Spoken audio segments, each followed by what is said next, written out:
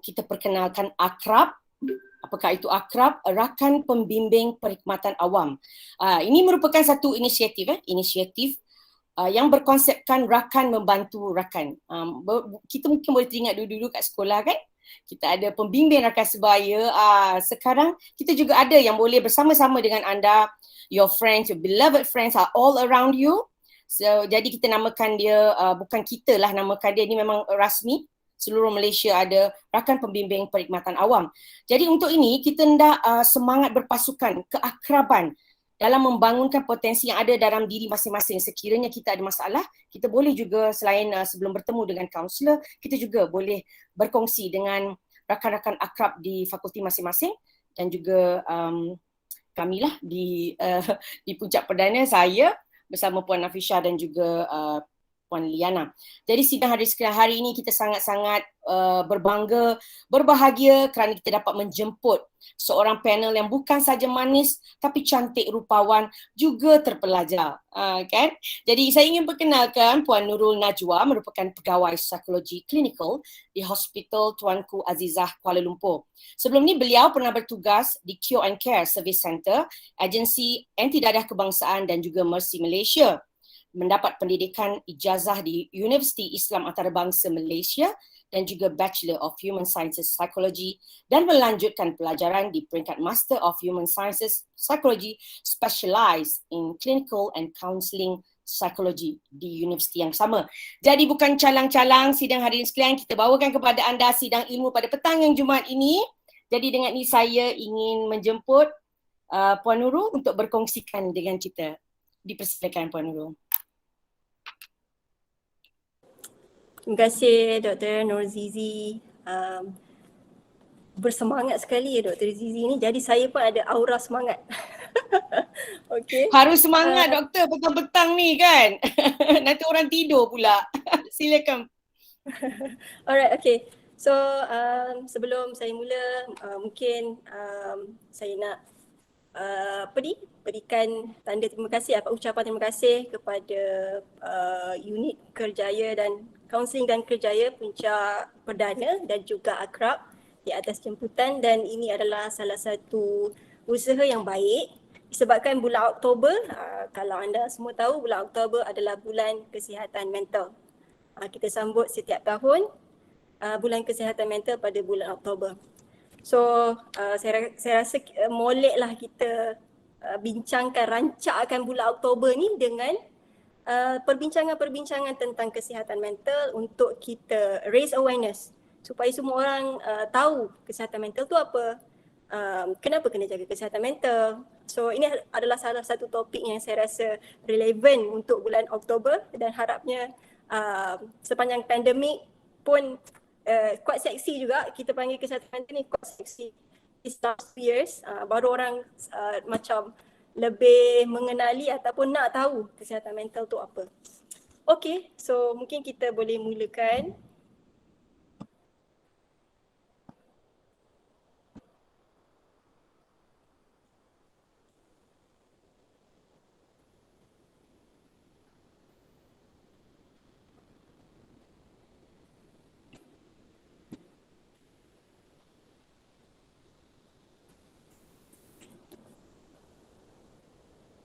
Boleh nampak tak skrin saya ni?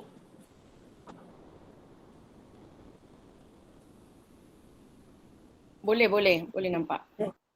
Alright, okay. Okay, bismillahirrahmanirrahim. Assalamualaikum warahmatullahi wabarakatuh. Nahmaduhu wa nasta'inuhu wa nastaghfiruh.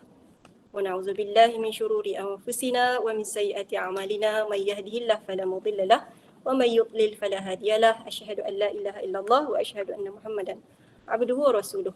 Rabbi syrah li sadri wa yassir li amri wahlul 'uqdatam min lisani yafqahu qawli. Okey, so hari ni saya akan kongsikan satu topik yang relevan untuk kita bincangkan, iaitu kesihatan mental, apa yang perlu anda tahu. Sebelum kita mula, saya nak tunjuklah agenda dalam perbincangan selama 1 jam ni, apa yang akan saya sampaikan. Satu, kita akan lihat overview tentang kesihatan mental, bagaimana mengurus kesihatan mental, bagaimana anda boleh membantu, dan kita akan ada di akhir slide nanti adalah sesi atau perbincangan ataupun Q&A. Okey, sebelum kita bermula, saya rasa eloklah kita tahu definisi kesihatan itu apa. Okey, kalau kita lihat definisi kesihatan, kesihatan ialah satu tahap atau keadaan seseorang individu yang sempurna dari segi fizikal, mental dan sosial. Dan bukan sekadar bebas daripada penyakit, kecacatan dan kecederaan sahaja. Kesempurnaan aspek fizikal, mental dan sosial merupakan satu konsep kesihatan yang menyeluruh yang memberikan kesan positif dalam kehidupan seseorang. Okey, so itu adalah maksud definisi kesihatan. Kita kena sihat dari segi fizikal, sihat dari segi mental dan juga sosial. Kalau salah satu ni tak ada, maknanya kita tak sihat. Kalau kita boleh lihat dekat situ, definisi ada mental, mesti sihat mental. Kalau kita sihat fizikal je, kita sempurna dari segi sosial sahaja tetapi mental kita tidak sihat, kita dikira tidak sihat. So no health without mental health. Okay? Okay. So saya suka untuk ada interaksi dengan peserta atau pendengar-pendengar kita pada hari ini untuk jawab soalan. Kalau anda familiar dengan menti.com, kalau anda lihat dekat skrin ni ada tulis www.menti.com. So sesiapa yang ada handphone ke, ada gadget yang lain ke, tolong pergi search www.menti.com, kemudian masukkan kod. Dia ada tulis kat situ kod, password, and then you masukkan 48753366. And then saya nak anda jawab, apa yang anda tahu tentang kesihatan mental? Bila anda dengar tentang kesihatan mental, apa yang bermain di fikiran? Apa yang terlintas di fikiran? Saya nak tengok tahap pengetahuan pelajar-pelajar dan staf-staf UiTM. Okey, kita beri masa. Boleh ambil masa.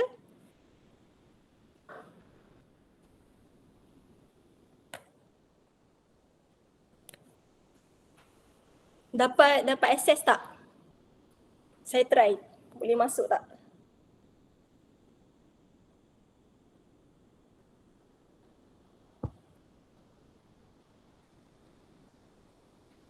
Okey, maksudnya berfungsi sebab dah ada orang boleh masuk. Okey, dia cakap mental mampu berfungsi dengan baik. Okey. Apa lagi? Apa?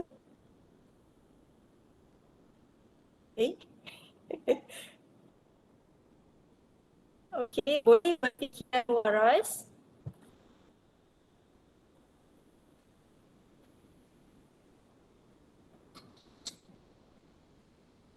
Kita nak tahu 25 tu apa. Interesting jawapan 25 tu. Okey, lagi-lagi baru 3 orang yang jawab.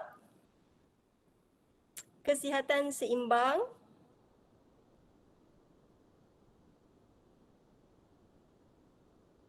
Boleh jawab banyak-banyak kan, dekat situ dia ada a few column, you boleh jawab. Tak semestinya jawab satu saja. Boleh ada option 3 kalau tak silap saya, boleh jawab.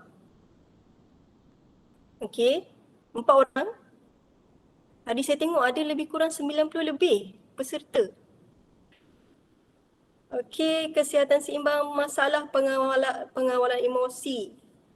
Okey, boleh berfikiran waras. Mental mampu berfungsi. Mental dan emosi terkawal, kesihatan seimbang. 6 orang. Okey, 7 orang. Apa lagi? Emosi dan kesihatan seimbang. Kebolehan untuk mengawal. Saya tak tahu pun siapa yang jawab tau. Jadi jangan malu-malu, kalau salah pun tak apa. Okey, jawab je awak rasa apa yang awak tahu tentang kesihatan mental. Membuat keputusan rasional, kritikal, happiness, logik. Lagi? Apa tu?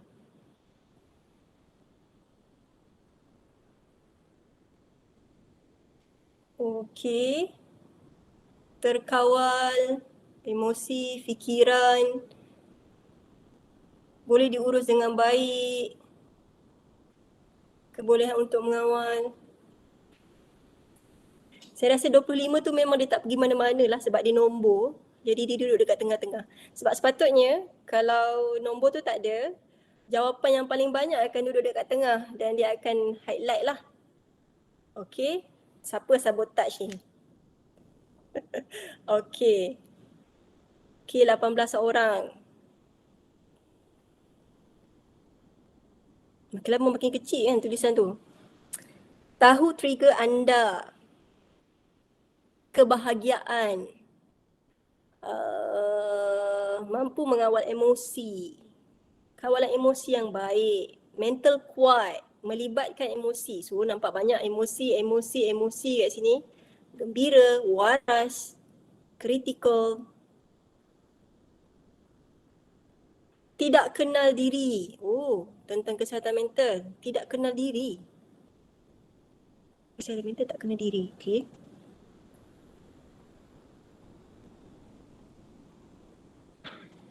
Kegilaan. Okay.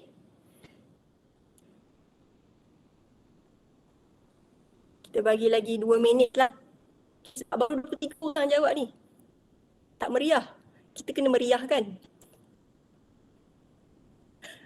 Okay. 1 minit lah, 1 minit lagi. Atau 25 orang je boleh jawab soalan ni. Okay, 26. Okay, maksudnya kita boleh go lagi. Bunuh diri. Okay, ada orang tulis bunuh diri. Pengaruh orang sekeliling. Tekanan. Bernyawa. Wow. Okay. Lagi. Tahu trigger anda. Tiada tanda kemurungan. Pemikiran seimbang. Apa lagi? Tidak kenal diri. Toksik. Bunuh diri. Boleh diurus dengan baik, tiada tanda kemurungan. Okey. 30 orang.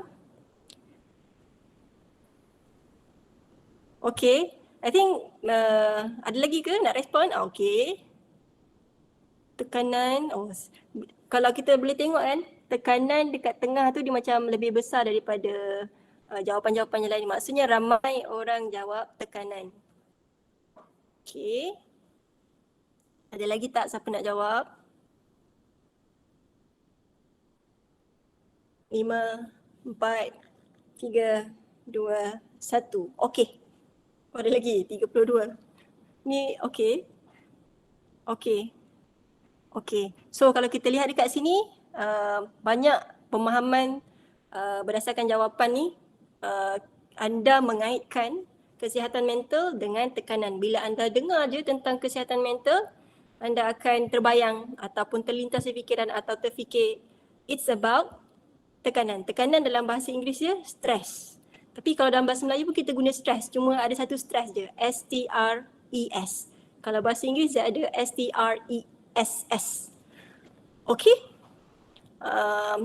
Yang lebih Melayu kita guna tekanan. Okey? Okey, terima kasih kepada semua peserta yang 33 ni yang ada interaksi lah dengan saya dan mudah untuk saya tahu apa pemahaman anda tentang kesihatan mental.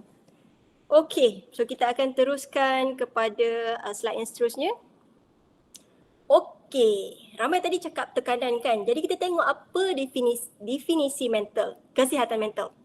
Kesihatan mental menurut WHO adalah satu keadaan yang sejahtera di mana seseorang individu menyedari tentang keupayaan diri, dapat mengendalikan tekanan dengan baik, dapat bekerja secara produktif dan mampu menyumbang kepada masyarakat. Okey? Tadi ramai yang tulis tekanan. Tapi di tekanan dekat situ je. Kalau ikutkan definisinya dapat mengendalikan tekanan dengan baik. Itu maksud kesihatan mental. Dapat menyedari keupayaan diri, dapat bekerja secara produktif dan hasil daripada kita tahu kita punya keupayaan diri, kita dapat kendalikan tekanan dengan baik, kita dapat bekerja secara produktif, maka kita dapat menyumbang kepada masyarakat. Sebab tu kesihatan mental sangat penting. Kalaulah kita kalau kata dalam Malaysia ni ada berapa juta orang, separuh daripadanya mempunyai masalah kesihatan mental. Jadi adakah negara kita akan jadi negara yang maju? Adakah negara kita dapat ekonominya bagus, ekonominya seimbang, ramai orang boleh bekerja? Sudah tentu bila ada masalah kesihatan mental yang teruk tak boleh bekerja. Dia tak mampu nak menyumbang kepada masyarakat. Dia tak mampu nak mengatasi tekanan. Jadi itulah definisi kesihatan mental. Kita kena sejahtera dari segi kita tahu kita ada keupayaan diri, dapat kendalikan tekanan dengan baik, dapat bekerja dengan produktif dan menyumbang kepada masyarakat. Okey. Kesihatan mental adalah ekspresi emosi dan melambangkan keupayaan untuk menyesuaikan diri dalam pelbagai tekanan dan tuntutan hidup. Okey, jadi kita pergi kepada definisi kepada slide seterusnya. Sekarang saya nak tanya lagi satu soalan. Okey, tadi kita dah tahu kesihatan mental. Saya nak tahu berkaitan dengan COVID-19 ni. Sebab sekarang ni lah, waktu ni lah yang mental health sangat-sangat popular. Baru kita nak nak tahu apa kesihatan mental tu. Jadi bagaimana kalau kita nak tengok dekat sini. Macam mana pandemik COVID-19 ni bagi kesan kesihatan mental kepada anda? Macam mana pandemik COVID-19 bagi kesan kepada anda? Kita tengok sebagai pelajar, sebagai staff, sebagai ibu, sebagai anak, macam mana dia memberi kesan kepada anda. Jadi macam sama yang macam tadi, pergi kepada www.menti.com dan gunakan kod yang sama 48753366. Okey, jawapan pertama, terkurung dalam rumah. Okey, ini kesan kepada penjawab kita yang pertama. Menggigil kerana nervous. Okey. Okey, ada lagi?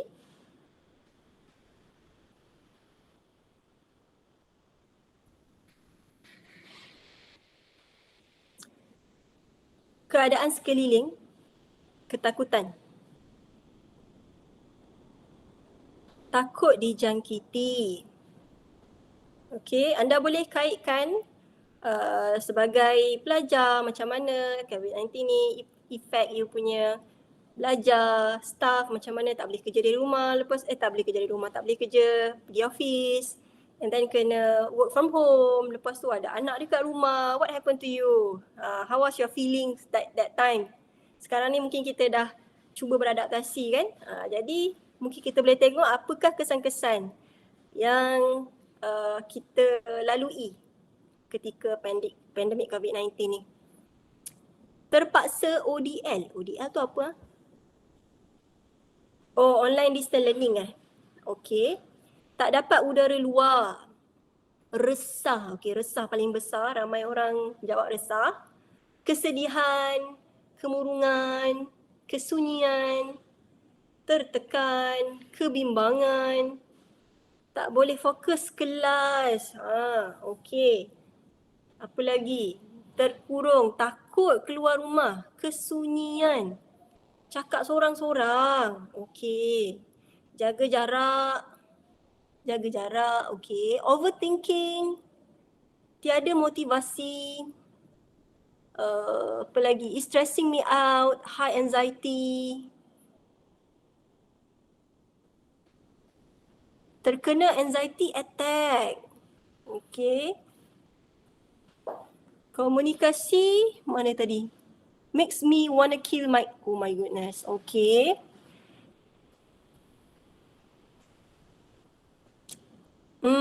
Kepada sesiapa yang terkesan yang sampai rasa nak bunuh diri, depressed. Saya nampak dekat sini banyak clinical punya words depressed, ada suicide intention, ada anxiety, ada yang kena anxiety attack. It shows that it's really affect you guys kan, COVID-19 ni. takut gila. Masya Allah. Okey. Sentiasa risau, bosan, sedih, mudah marah, tekanan bekerja, takut dengan keramaian, takut orang ramai. Okey. Kemurungan tak bersemuka, isolate yourself. You feel lonely lah. Okey. Cakap seorang-seorang tu macam saya lah, tengah cakap seorang-seorang. No interaction, but thank you for interacting with me. Kita ada 29 orang, mungkin tadi ada 36, mungkin kita boleh tunggu lagi a few people.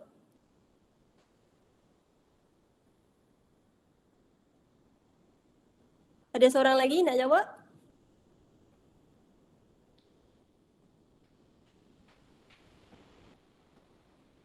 Okey, nampaknya dia berhenti di takat 29 orang sahaja.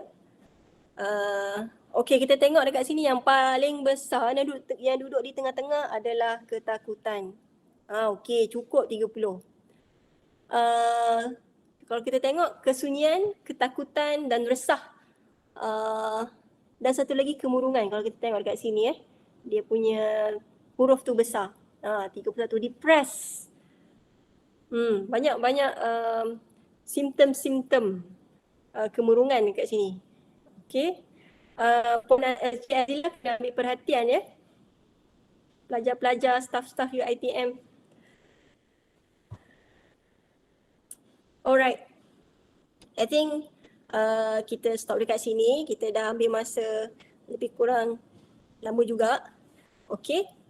Okey, terima kasih kepada 32 orang yang sudi berinteraksi dengan saya, yang sudi berkongsi apakah kesan yang pandemik COVID-19 ni beri kepada anda dari segi kesihatan mental anda.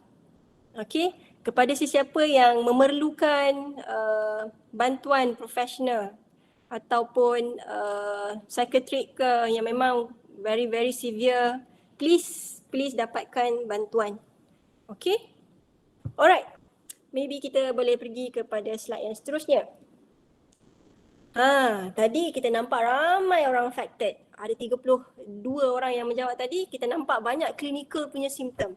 So, satu kajian yang telah dijalankan di Ireland. Okay, dia lihat dalam 4 wave of COVID-19 pandemic ni, apa yang berlaku?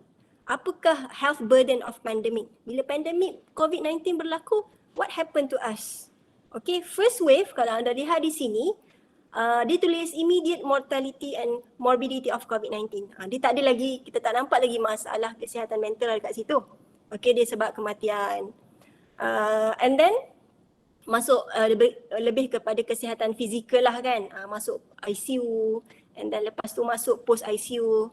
So for the second wave, kalau kita lihat yang warna hijau ni, dah impact of fear of infection and resource reallocation on urgent non-COVID conditions.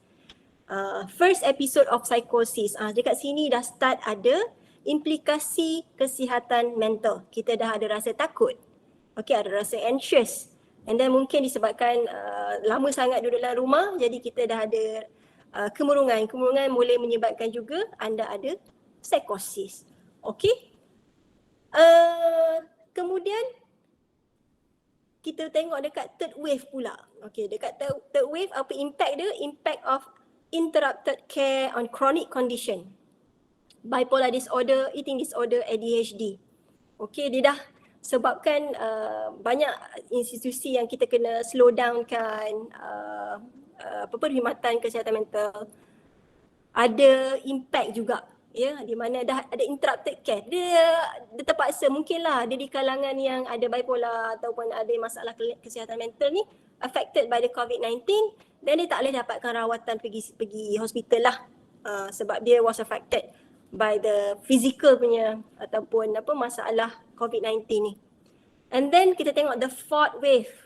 Kita dah ada psychosocial burden. Emergence of new mental illness. Sebelum ni tak ada masalah kesihatan mental, kita sihat aja. Tapi disebabkan oleh COVID-19 ni dah ada new onset. Maksudnya dulu tak ada, disebabkan COVID-19, kita dah develop the symptoms and dah didiagnose dengan kesihatan mental. Okay, and then relapse in people with established mental illness. So people yang dah ada mental illness ni relapse sebabnya orang yang ada kemurungan contoh, and then kena isolate lagi dekat rumah disebabkan oleh COVID-19. Of course, it's hard, sangat susah untuk dia recover ataupun nak maintain dia punya recovery, so it might relapse lah, dia punya relapse. And the last one ada economic impact. Okay, ada economic impact. Of course lah, kalau kita tengok semua kilang-kilang kena tutup masa awal dulu kilang kena tutup, perkhidmatan kena tutup, pejabat kena tutup, work from home, sekolah pun tutup. Banyak aktiviti ekonomi terpaksa ditutup. Jadi dia memberi impak kepada ekonomi. Kita boleh katakan dekat sini bila COVID-19 ni berlaku, kita nampak di atasnya, di surface-nya nampak COVID-19. Nampak orang mati. Nampak orang sakit. Nampak orang batuk, nampak orang demam, kita nampak simptom fizikal. Tapi di sebaliknya kita panggil shadow pandemic, ada masalah kesihatan mental. Dia bukan sahaja efek kepada, memberi impak kepada kesihatan fizikal, tetapi juga memberi impak kepada kesihatan mental. Okay, so kalau kita tengok dekat sini, bukan sahaja dekat Malaysia, dia di seluruh dunia, semua orang impacted on the mental health. Kalau kita tengok dekat sini, United States paling tinggilah di kalangan negara-negara lain. Malaysia tak ada dekat sini Okay, last kali Norway, mungkin sebab negara dia pun kecil dan dia boleh kawal COVID-19 tu dengan lebih baik lah kot kan. As compared to United States negara dia besar. Okay, so then we go to ini negara-negara luar lah. Dan kesihatan mental yang biasa, yang berlaku, yang common, anxiety and depression. So kalau kita boleh lihat dekat sini, symptom of anxiety disorder dari Januari 8.2 sahaja. Bila dah Mei 2020 dia naik 28.2. Dan bila dah Disember hujung tahun 2020 dia meningkat lagi 36.9%. Begitu juga dengan symptom of depressive disorder. Okay, meningkat. Memang setiap chart bar ni semua meningkat. Bila hujung tahun, awal tahun okey lagi, maintain je kan. Walaupun ada tapi dia tak spike sangat. Tetapi bila dah terlalu lama kita berada dalam keadaan pandemik ni, dia semua affected. Kedua-dua simptom depresif, simptom anxiety disorder, dan ada orang dia ada anxiety dan dia juga ada depression. Peratusannya pun meningkat. Okay, so kita boleh lihat bukan sahaja di Malaysia, di luar negara pun terlibat ataupun terkena impak pandemik COVID-19 kepada kesihatan mental. Okay, now kita go to Malaysia. Okay, this is before COVID-19. Sebelum COVID-19 berlaku ni tahun 2017 punya survey. Saya just nak bagi statistik sebelum apa yang berlaku dekat Malaysia dari segi kesihatan mental ni. 1 daripada 5 orang ada depression. Okay, 17.7 adalah perempuan, 18.9 adalah lelaki. And ini untuk adolescent lah 2 in 5 anxious. 42.3 perempuan, 37.1 adalah lelaki, dan 1 in 10 orang stres. So kalau kita boleh tengok kat sini, yang paling tinggi lah dia punya peratusannya adalah anxious lah, which is anxiety punya symptoms. Okay, this is adolescents punya statistik. Yang ini depression among Malaysian adult. This one pun before COVID-19. Kalau kita lihat dekat sini sebelum COVID-19 pun, kita punya kesihatan mental peratusannya tinggi, 2.3. About half a million people dekat Malaysia. Ramai yang ini hanya depression saja. Kalau you tengok kat sini depression, mental health ada banyak. Bukan depression sahaja. This is a common mental health issues, which is depression. Kalau kita lihat, hampir 500,000 penduduk Malaysia mengalami masalah kesihatan mental. by socio-demographic, kalau kita tengok dekat sini antara lelaki dan perempuan, perempuan lebih vulnerable, lebih berisiko. Kita tengok dekat sini ramai, tapi kalau kita tahu pun lelaki ni dia tidak susahlah dia nak dapatkan professional help ataupun dia nak mengaku dia ada masalah kesihatan mental. Jadi mungkin di sini kita boleh kata under report maybe sebab perempuan ni dia lebih open sikit untuk dapatkan kesihatan mental punya rawatan. Kemudian kita tengok antara rural and urban, masyarakat rakyat Malaysia yang berada di kawasan rural, di kawasan kampung lebih berpotensi, lebih banyak peratusannya berbanding dengan kawasan bandar. Yang ini sebelum COVID-19 And then single people paling banyak yang terkesan yang ada depression berbanding dengan married, about half. And then divorce pun affected, about 2%. Okay. Dan kalau kita tengok dari household income, yang paling terkesan adalah B40. Okay. Seterusnya. Dan kita go to statistik cubaan bunuh diri.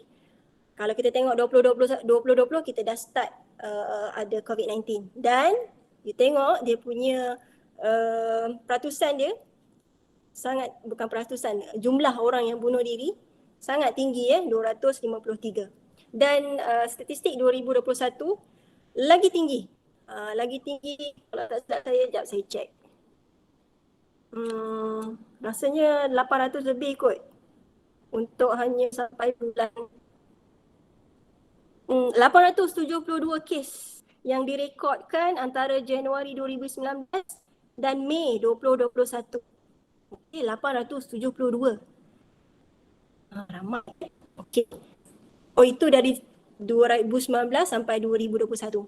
Okay, so next kita pergi kepada parah sampai apa itu penyakit mental. Bercakap pasal kesihatan, definisi kesihatan, kita cakap pasal kesihatan mental, kemudian kita bercakap tentang statistik dan macam mana pandemik COVID-19 berdampak kepada kesihatan mental, dan kita masuk kepada slide yang seterusnya, apa itu penyakit mental. So penyakit mental atau dipanggil gangguan kesihatan mental merujuk kepada keadaan kesihatan mental yang besar di mana gangguan ini mengganggu, mempengaruhi mood, pemikiran dan tindakan anda. Okey? So dia akan, kalau anda ada mengalami masalah kesihatan mental, maksudnya dia akan ganggu dan mempengaruhi mood, pemikiran dan tindakan. Tiga benda ni akan terganggu. Okey? Dan dia juga mengganggu kefungsian sosial, kefungsian pekerjaan dan aktiviti-aktiviti penting seseorang individu. Dia bukan sahaja bila mood kita sudah terganggu, pemikiran sudah terganggu dan tindakan kita terganggu, kita juga tidak produktif kerana dia mengganggu kefungsian sosial. Kita tak boleh pergi kerja sebab kita tak ada mood nak pergi. This one is yang severe, yang severe. Sebab ada yang ada masalah depression tetapi dia tidak severe, dia masih boleh pergi bekerja. Okey? Okey, itu definisi penyakit mental. Seterusnya, tadi ada saya tengok bila dia kata, saya kata apa yang anda tahu tentang kesihatan mental. Dia tulis gila lah, apa macam-macam lah tadi kan, depression semua tu. So kalau anda nak tahu, yang kita biasa sebut adalah depressive disorder ni yang saya ada letak ni. Okey, depressive disorder. Dalam depressive disorder ni ada banyak jenis-jenis depression. Kita ada MDD, major depressive disorder. Kita ada postpartum disorder. Kita ada persistent, kita ada dysthymia. Dulu nama dia persistent, lama dia dah tukar baru nama dia dysthymia. So kita ada banyak dekat bawah depressive disorder ni jenis-jenis depresif. Okey, jenis-jenis depression, sorry. Dan itu yang common. Lagi satu yang common yang kita selalu sebut ni, this one, anxiety. Oh mak kau. Okey. Okey. Okey, yang common yang kedua, kita selalu bercakap tentang anxiety disorder. Tapi macam tadi saya nampak banyak yang anda tulis depression, anxiety. So we can say that it's a common understanding about mental health. Itu yang kita tahu tentang masalah, bukan mental health, mental illness. So selain daripada tu, ni yang banyak-banyak ni sebenarnya pun adalah masalah kesihatan mental. Okay, masalah mental illness.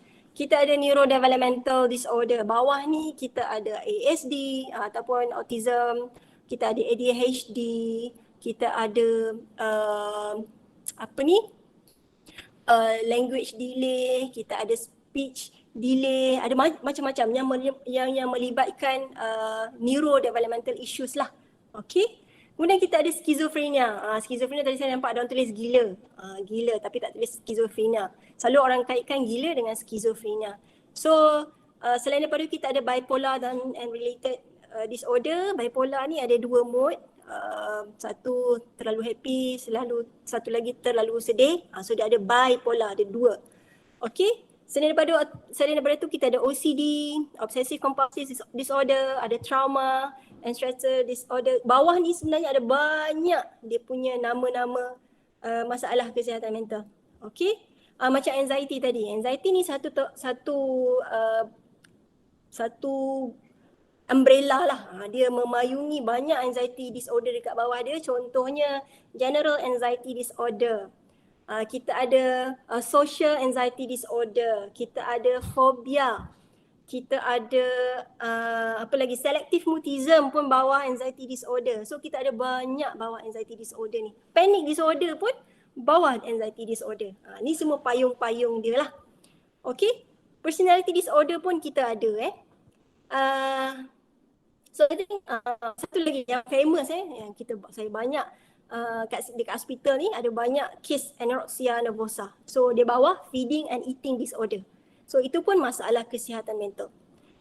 Okay, then kita takkan bincang semualah. Saya bukan nak ajar kelas abnormal. Saya nak bagi tahu tentang bila kita bercakap dengan masalah kesihatan mental yang selalu kita sebut adalah depressive and anxiety.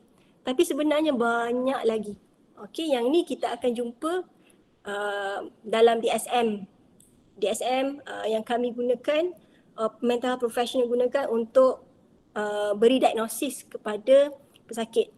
Dia ada simptom-simptom dia. Each of the mental health disorder, dia ada simptom dia.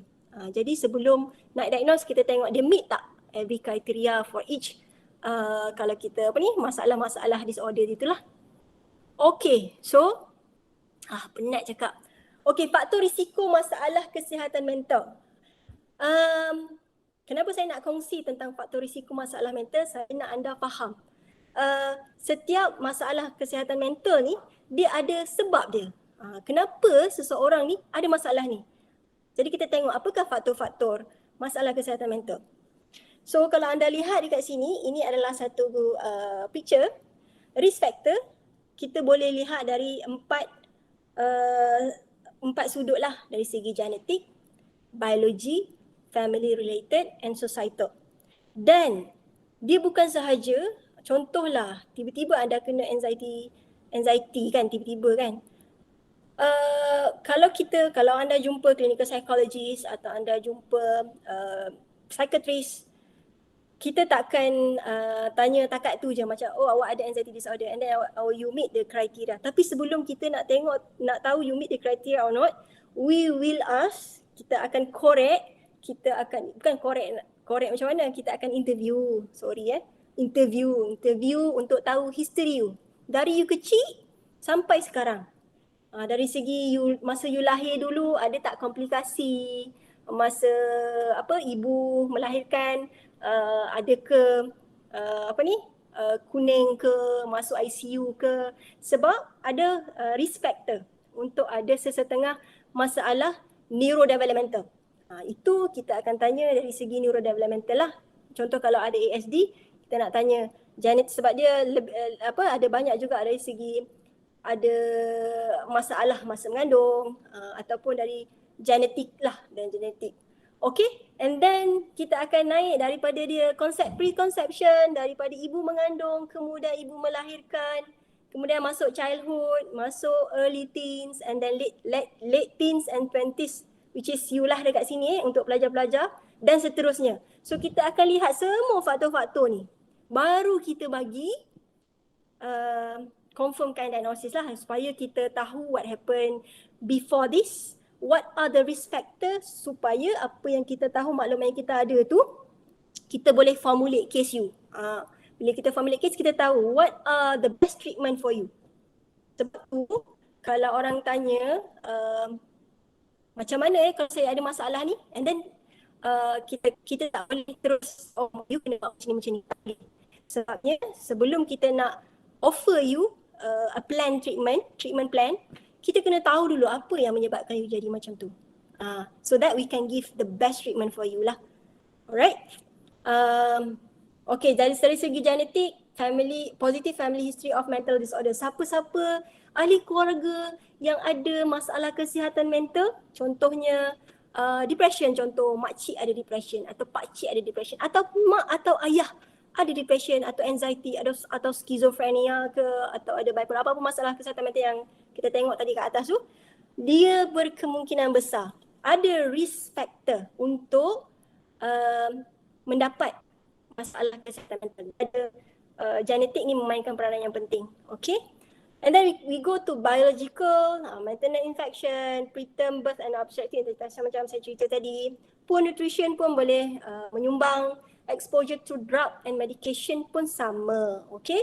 Siapa yang ada ambil rokok ke pun, it's a substance lah, kita boleh kata substance. And then we go to next, biological, brain trauma, physical health. Siapa yang ada masalah, contoh ada accident ke kan, give you trauma. So it will contribute kepada you punya physical health. And then ada juga epigenetic changes in serotonin and glucocorticoid transporter. Dekat sini selalunya dia akan change your brain structure and juga you punya brain function. Di mana kalau contoh sebelum-sebelum ni, kalau you tak ada lah masalah kan, tiba-tiba berlakulah sesuatu event yang besar dalam hidup dan you sangat-sangat low mood dan it's affect you punya hormones punya serotonin, ada changes in serotonin. Jadi it change your brain structure and function. Okay. And then family related perinatal depression, sesiapa ibu bapa yang ada perinatal depression, contohnya bila anak lahir ibu ada depression, jadi dia tak dapat nak bonding dengan anak kan, and then mungkin bila dia dah habis pantang tu, dia ada lagi depression, so hubungan anak dengan anak tu tak okey, jadi dia membawa kepada parental neglect pun memberi impak kepada masalah kesihatan mental pada seseorang individu. Okay, societal pun memainkan peranan. Ada contoh societal ni started bila you dah childhood lah, bila you dah keluar daripada rumah, bila you dah ada bersosial dengan orang yang lebih sebaya ataupun sepupu ke, so kawan-kawan dekat sekolah. So you boleh tengok kat sini, bullying and other form of abuse can be a risk factor. Lack of a proper stimulation dari segi you punya environment, it's not healthy, it will contribute to a risk factor kepada kesihatan mental. And then socio-economic disadvantages, stressful urban environments, immigration, social isolation and also stigma. Kalau kita tengok tadi, ramai yang menyumbang kepada peratusan kesihatan mental di Malaysia tadi lebih banyak kepada rural kan, berbanding dengan urban. So we can see here why the socio-economic disadvantages lah, it will be one of the factor. Okay, so we go to the next. So kalau kita nak kata seseorang itu ada mental health issues, kita akan lihat dari tiga faktor ni lah. Tadi nampak kat sini, biology, societal dan juga psikologi. Kat sini tak ada psikologi. Okay, so kita tengok dekat sini, biological, psychological, social and environmental. So we can see here, ada benda-benda ni dia termasuk dekat sini. Tengah-tengah ni, you ada boleh mendapat masalah kesihatan mental. Okay, it's not just macam orang kata, contohlah ada orang kata, adakah adakah sebab spiritual tak kuat and then you ni tak kuat iman sebab tu you dapat depression? So this answer, okay, this biopsychosocial model for mental health answer that question lah. Dia bukan semata-mata tidak kuat iman lah. It's not the only, maybe one off lah kot kan. Tapi banyak lagi faktor yang menyumbang kepada kita boleh dapat masalah kesihatan mental. Okay, kita tengok kat sini, depression, biological and social culture menyumbang kepada lebih banyaklah signifikan untuk mendapat depression adalah biologi. Dan kalau kita tengok eating disorder, yang banyak menyumbang adalah psychological and social culture. Dan schizophrenia sangat-sangat, kalau ada genetic part, ada saudara ke, ada mak ayah ke, adik-beradik ke yang ada schizophrenia, probability untuk you dapat masalah kesihatan mental adalah tinggi lah. Okay. So, now we go to piramid kesihatan mental. Boleh main ke ni? Saya tengok try. Okay. Boleh dengar tak?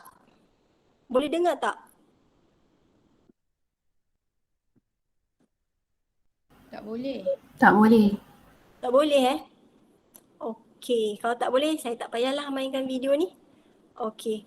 So kita pergi kepada yang seterusnya. Nanti kalau you nak tahu lebih lanjut, boleh pergi YouTube, buka tajuk dia Mental Health Literacy Pyramid, so that you can understand better lah the stages, the level of mental health literacy pyramid ni.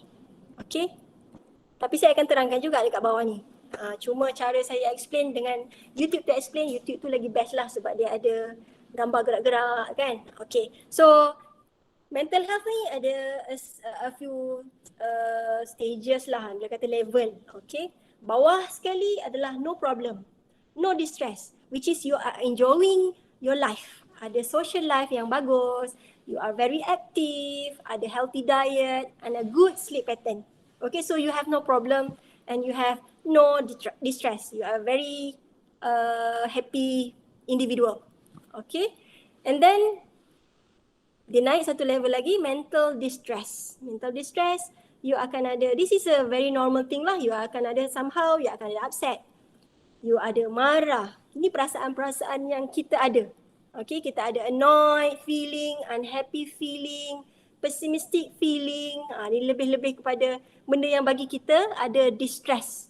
Okay, kita fed up. Ada tak kita fed up, kita happy? Tak kan? Kita mesti stress kan? Okay, discontent, kita tak happy. So kita berada, kalau anda ada this kind of feelings, so you are in a level 2 lah, which is you have a mental distress. You tak ada lah mental disorder lagi. It's just at the level of mental distress. Sebab emosi adalah fitrah. Kita ni perlu ada emosi sebab apa? Kita nak communicate. Sebab kita nak berkomunikasi. Contoh kalau saya marah, saya perlu tunjukkan saya marah so that people will know yang I am angry. So kita communicate dengan menggunakan emosi. Okay, so level yang seterusnya mental health problem. Bila dia jadi problem? Bila kita ada complex grief, contoh ada kematian. Banyak waktu pandemik ni ramai saudara ataupun kenalan kita yang kita tak sempat pun nak say bye-bye ataupun say something lah, say tak boleh cakap say bye-bye lah, kita tak boleh nak say bye-bye, kita tak boleh jumpa pun. So it will give us a complex grief lah, macam kalau kita memang rapat dengan orang tu, especially our parents kan, tak boleh balik, tiba-tiba dah meninggal, tak boleh dah pula nak pergi hantar, nak pergi tengok, nak peluk, nak cium, tak boleh. It will give us some grieving feelings lah, okay. So selain daripada tu ada despair, ada hopelessness. Ramai orang waktu pandemik COVID-19 ni kehilangan kerja dan dia rasa hopeless dah, tak boleh nak bayar rumah, tak boleh nak bagi makan family, tak boleh nak bayar kereta, bil, semua kita terbatas disebabkan oleh pandemik COVID-19 ni. Sorrowful, sleepless, tak boleh tidur sebab kita duduk fikir what's next, because what happen is uncertainties kan, kita tak tahu bila pandemik COVID-19 ni nak habis, bila dia nak berhenti, bila kita boleh macam dulu lagi. So it's very uncertainties event. Kita tak tahu bila benda ni akan affect kita. Okay, so kita boleh ada macam-macam mental health problem. Mungkin ada di kalangan yang non-Muslim ambil alkohol lebih daripada yang sebelum-sebelum ni sebab terlalu stres. Okay, so we go to the next, which is the highest at the peak, which is mental illness ataupun mental disorder. 1 in 4 clinically diagnosed anxiety, depression and bipolar, etc. lah. So yang atas sekali adalah disorder. Maksudnya disorder tu yang selalunya clinical psychologist dan psychiatrist akan jumpa, which is we will give them medication dan juga treatment in term of psychotherapy lah.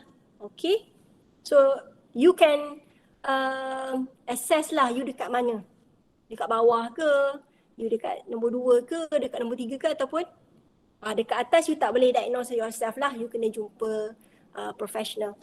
Okay, so we go next. Saya nak tanya, bilakah kali terakhir anda mengalami stres? Kali ni tak ada menti lah sebab menti tu 2 je yang boleh free. Jadi yang ni tak ada menti. Jadi yang ni saya nak anda jawab sendiri. Jawab sendiri pada diri anda, bila kali terakhir saya mengalami stres? Okay, saya sekarang pun saya tengah stres. Okay, anda bila anda stres? Saya stres sebab tak boleh mainkan YouTube tadi. Sebab it's very good information if you can learn from that. Okay, so fikir-fikirkan bilakah kali terakhir anda mengalami stres? Then kita go to definition. Apa itu stres? Stres adalah satu keadaan lazim apabila individu menunjukkan respons fiziologi terhadap situasi yang berbahaya ataupun mengancam keselamatan. Okay, ianya mendorong, stres ni penting sebab dia akan dorong badan kita untuk fight, flight ataupun freeze terhadap situasi yang dihadapi. Dan dulu-dulu kita perlukan fight or flight or freeze ni sebab zaman dulu-dulu ada banyak physical punya cabaran dari segi masuk hutan, ada harimau, nak kena lari ke, kita nak lawan dengan harimau tu. So kita nak fight ke kita nak flight ataupun kita nak freeze, kita duduk dekat situ tak boleh nak bergerak sebab takut sangat. Okay, jadi stres ni adalah satu keadaan yang semula jadi, yang dijadikan oleh diberikan oleh Allah supaya kita boleh respon kepada situasi yang berbahaya ataupun situasi yang mengancam keselamatan kita. Namun pada era ini, era globalisasi ni, cabaran dah tak macam dululah. Kita tak adalah keluar rumah jumpa harimau kan. Dia lebih kepada cabaran mental berbanding dengan fizikal. Cabaran mental, nak kena buat kerja sekolah, nak buat kerja assignment, lepas tu nak kena hantar, kena meet the deadline, nak kena attend online class, nak kena attend exam. So all those are the things yang make us stress sebab kita nak kena perform. Okay, so stress akan berlaku bila demand ni lebih banyak daripada resources yang kita ada. Resources ni lebih kepada macam mana kita nak alleviate our stress. Macam mana kita nak cope with the stress. Okay, so this is a chronic imbalance. Kalau kita demand tu bawah sangat, coping skill kita tak berapa banyak, kita akan stress lah. Okay, saya kena laju sebab saya rasa saya ada banyak lagi slide. Okay, so stress tadi kita cerita nampak macam bagus ke, nampak macam tak bagus? Kita perlu ada stres ke, kita tak perlu ada stres? Anda tak boleh jawab kan sebabnya kita mute. Okay, saya jawabkan. Stres ni dia ada 2. Satu eustress, satu lagi distress. Eustress is good, it's a good stress. Distress is not good distress lah. Kalau kita tengok dalam picture ni, it shows that kalau you stress you sikit, tak ada, saya tak boleh guna cursor. Mana tak cursor saya? Okey lah, tengok dekat sini, dekat board ni. Okey, kalau dekat board ni, maksudnya you punya stress level is not that high lah. That's why you macam relax, tak buat apa. So you in a calm punya situation. And then bila stress tu naik, and then you akan see improvement. And then when you are at the optimal performance, macam you kena fokus, nak kena buat kerja. Selalu orang Selalu orang kalau buat kerja last minute tu yang paling perform sekali kan. Waktu itulah idea mencurah-curah. So basically stress ni helpful juga untuk those people. Sebenarnya walaupun dia tak baik kan nak asyik dalam keadaan yang bagai telur di hujung tanduk je kan. Dah lagi 12 nak kena hantar, 11.59 baru sampai depan pintu hantar. Tapi itulah yang paling best sekali sebab idea nak tulis kan. Selalunya begitu. Bukan anda saja, saya pun sama. So that and then bila you have too much distress, dia dah jadi distress dekat ujung warna merah ni, you akan ada fatigue, you akan exhaustion, ada exhaustion, and then health, ada masalah health and breakdown and burn out. So dekat sini kita dah boleh kata stress yang tidak baik lah sebab dia memberi physical and emotion distress, masalah yang bukan masalah, keadaan fizikal yang penat lah, yang penat. Jadi stres yang terlampau is not good. Okay, next, tanda-tanda ke masalah kesihatan mental. Okay, bila kita nak tahu apakah tanda-tanda masalah kesihatan mental, kita boleh tengok daripada 3 sudut. Satu, kita tengok dari segi emosi. Kedua, kita boleh tengok dari segi kognitif.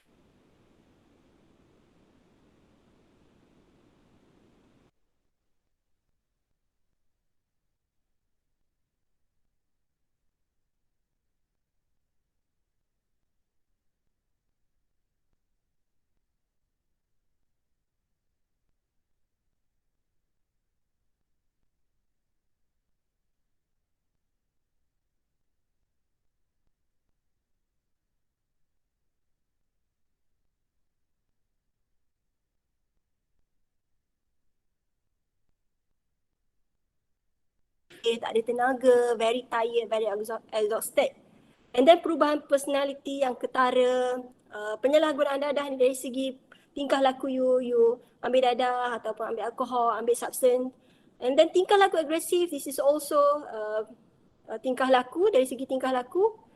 Dan kalau kita tengok dari segi kognitif, berfikir atau bercakap tentang bunuh diri. Tadi saya seram juga tengok ada one of the respondent jawab macam rasa I want to kill myself. So this one mungkin anda perlu lihat balik adakah ini adalah tanda-tanda masalah kesihatan mental. If you need help, then reach for help. Okay, selain daripada itu yang selalu kita hadapi masalah tidur, susah nak tidur. Dan juga perubahan selera makan, kurang aktiviti terhadap aktiviti harian. Kita dah lost interest. Kita dah tak ada perasaan dah. Dulu kita suka melukis, sekarang kita dah tak melukis. Kalau dulu kita suka bersenam, kita dah tak bersenam. Sebabnya kita dah lost interest ataupun kurang aktiviti yang kita biasa lakukan. Okay, so check apa masalah ataupun tanda-tanda. Tanda-tanda masalah kesihatan mental yang anda alami kalau adalah. Okay, cuba check dekat sini. If you have one ataupun you rasa it's a concern, then please reach for help. Okay. Okay, next we can see here, kita dah nak masuk kepada bagaimana kita boleh menguruskan stres.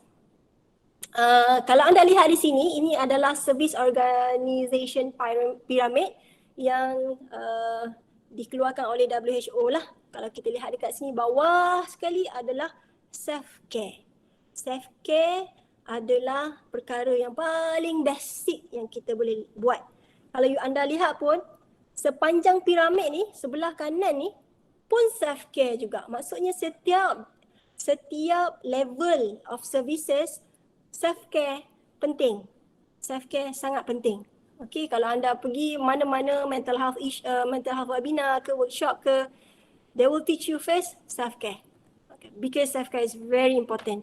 Okay, so I think you can see here, the bawah sekali is self-care. And then informal community care, kalau ada kampung ke punya support system ke, it would help. Primary care services for mental health macam klinik. Okay, secondary services in general hospital, community mental health services macam NGO. And then last sekali, dekat peak ni is a long stay facilities and special psychiatric services. Maksudnya you will be warded lah, maksudnya masuk hospital, contoh hospital yang kita ada dekat Malaysia ni, 4 hospital mental. kita ada Bahagia dekat Tanjung Rambutan, kita ada Permai dekat Johor, kita ada Mesra, dan kita ada satu lagi apa, Sentosa. Sentosa dekat Sabah dan Sarawak. Okay, so atas tu adalah sampai you kena warded. Bawah sekali is the things yang kita, I think kita kena buat lah to jaga kita punya mental health. Self-care is very important, okay? So, tips menjaga kesihatan. Okay, tips menjaga kesihatan. First, saya nak bagi tahu teknik first yang kita boleh buat untuk menjaga kesihatan mental kita adalah teknik relaksasi. Kenapa teknik relaksasi? Apakah teknik relaksasi ni? Teknik relaksasi ni penting sebab dia boleh memberi rangsangan dan mengoptimalkan fungsi organ dalaman seperti otak, paru-paru dan otot badan. Ianya juga sangat mudah untuk dipraktik, boleh dilakukan di mana-mana dan pada bila-bila masa. So it's very easy, you boleh buat dekat mana-mana je. Okay, saya tak pasti, I'm not sure everyone dekat sini tahu tak teknik relaksasi yang betul. Sebab selalunya kalau patient datang, bila saya tanya, tahu tak buat deep breathing? Saya cakap tahu. And then, okay, boleh tak show me how you do it? And then dia buat and dia explain, rupanya salah. Okay, salah cara dia buat. Sebab cara yang betul adalah bila kita inhale, kita punya perut, belly kita akan mengembang, dia akan naik. Okay, dan bila kita exhale, keluarkan udara tu, belly kita akan masuk ke dalam, akan kempis. Okay, sebab selalu kalau saya bercakap dengan orang, jumpa patient ataupun workshop ke apa, selalunya orang tak tahu cara yang betul. Dia tahu deep breathing macam tarik nafas macam biasa. No. Dia tahu bila tarik nafas, selalunya akan cakap, okay, saja je nak tanya. You buat, dan dia cakap, apa, perut you kempis ke kembung? Dia cakap bila dia tarik nafas, perut dia kempis. Okay, salah. So, try check you punya knowledge, whether bila you tarik nafas, perut you kembung ke, perut you kempis. So, to make sure, macam kalau anda tak percaya, bukan tak percaya, kalau anda nak practice as a beginner, to do teknik relaksasi yang betul, anda buat secara berbaring. Anda buat secara berbaring, atas katil boleh, atas lantai pun boleh, and then letak satu buku yang ringan lah, tak adalah berat-berat, buku berat, besar, tebal macam tu kan. Just nipis macam ni pun okay, just letak atas perut, and then satu tangan you letak dekat dada. And then you cuba bernafas macam biasa. You tengok buku di perut tu bila you tarik nafas, dia naik ke dia turun. Selalunya kalau teknik yang betul, kalau awak nak tahu teknik tu betul ke tak, bila awak tarik nafas, perut akan naik. Buku tu akan naik lah maksudnya. So balik nanti boleh test. And bila you dah tahu cara yang betul, please practice. Okay, practice as a beginner you can do bila you lie down lah. Okay, I pun dulu masa mula-mula belajar, saya rasa macam tak confident bila saya buat duduk. Rasa macam bila saya tak nafas, memang perut saya kempis. So saya buat berbaring. So bila dah practice, dah biasa, then I can do bila I duduk. Sepatutnya saya nak buat sama-sama dengan audience hari ni, tapi nampaknya masa tak cukup. Saya kena cepat. Okay. Okay, so this is a 6 steps to belly breathing. You boleh duduk dalam posisi yang comfortable. Kemudian you close your eyes and then breathe in slowly and count to 5. Tarik nafas, make sure melalui hidung. Okay, tarik nafas melalui hidung. Hembus melalui mulut. Tarik nafas melalui hidung. Hembus melalui mulut. Bila anda tarik nafas, anda kira 1, 2, 3, 4, hold. Hembus melalui mulut. 1, 2, 3, 4, 5. Awak bolehlah kira 5, 6, 7 ke panjang mana nafas awak. Okay, and then practice sebanyak yang boleh lah. Kalau kita tengok sini, repeat the cycle 5 times. Sebab apa? Kita perlu jadikan teknik relaksasi ni sebagai satu habit.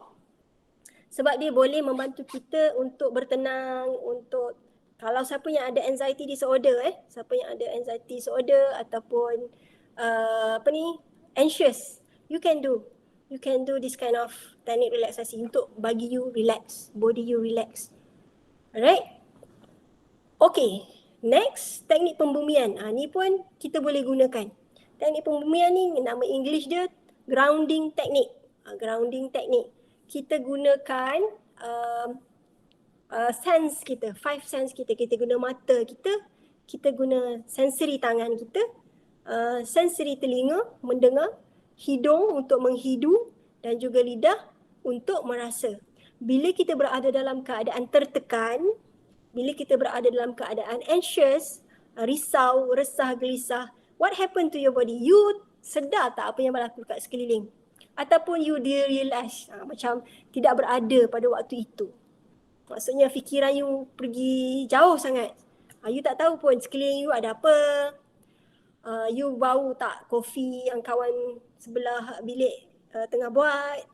Ataupun you dengar tak bunyi burung ke. Meaning that you are not at the moment lah, sebab you tidak berada ataupun tak ada 5 senses tu tidak digunakan untuk dengar, untuk tengok, untuk hidu, untuk rasa, untuk sentuh. Okay, I would like to do this together tapi memang kita dah pukul 4.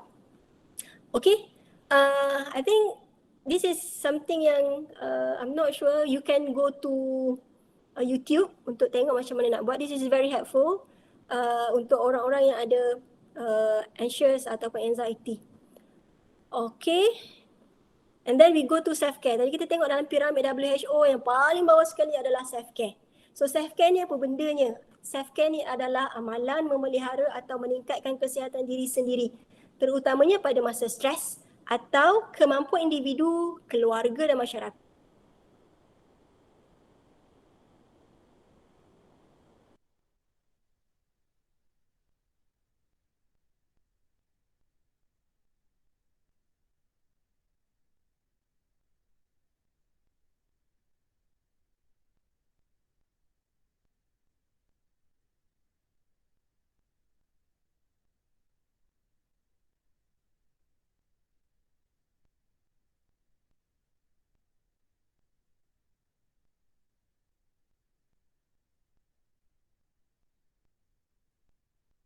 Tak payahlah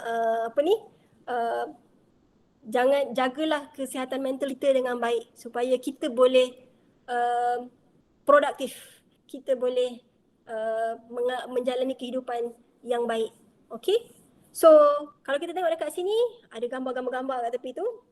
Kalau basic self-care, anda kena tahu kita guna please. Kita guna please, P-L-E-A-S-E.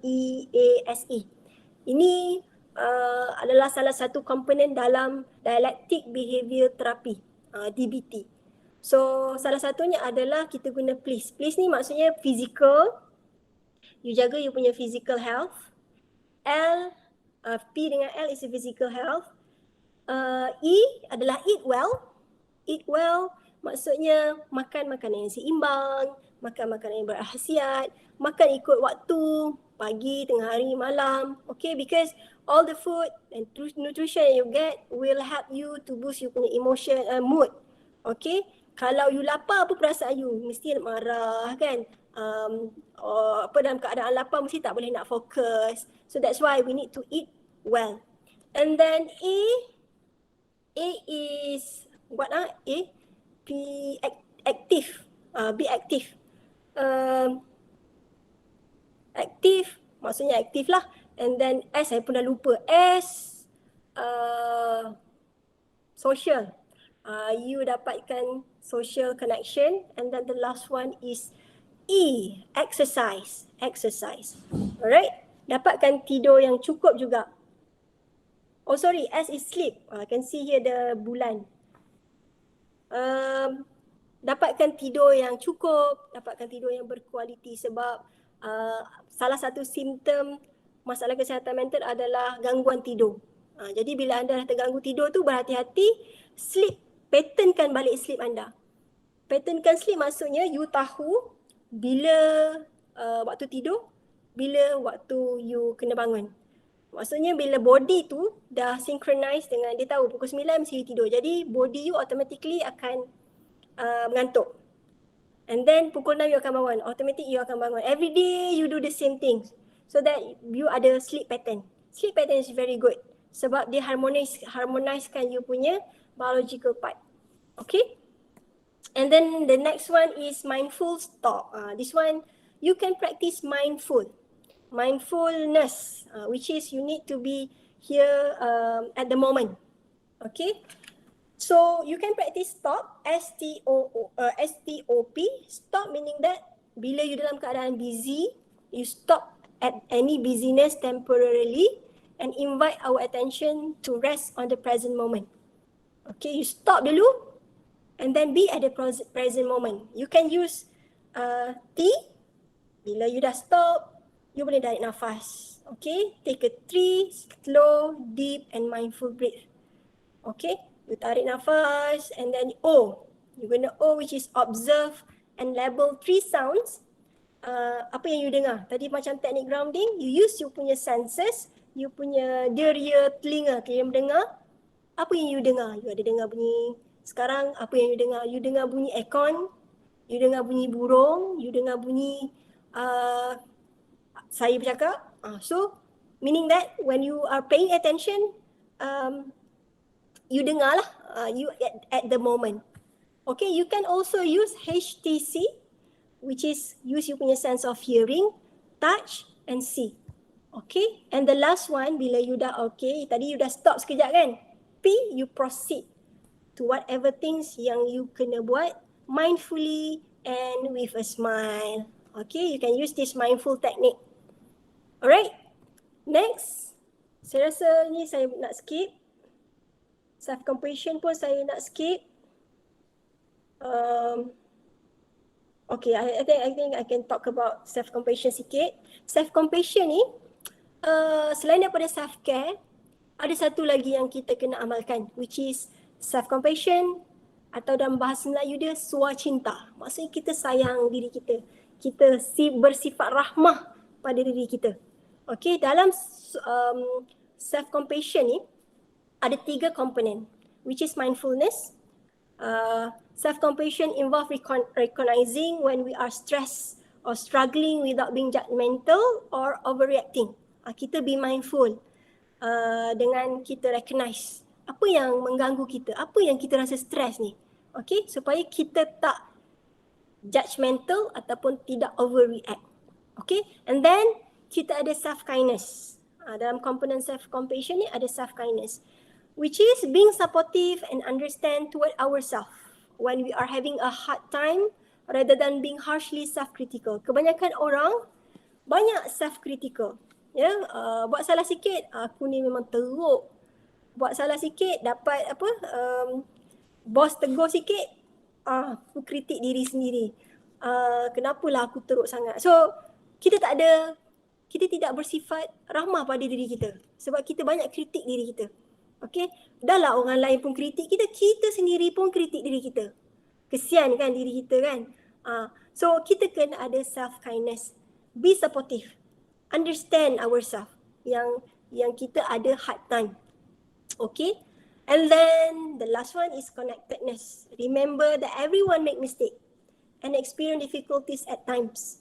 And we are not alone. Semua orang pernah melakukan kesilapan. So we can forgive ourselves. Right? Okay, ini contoh-contoh self-compassion punya contoh lah.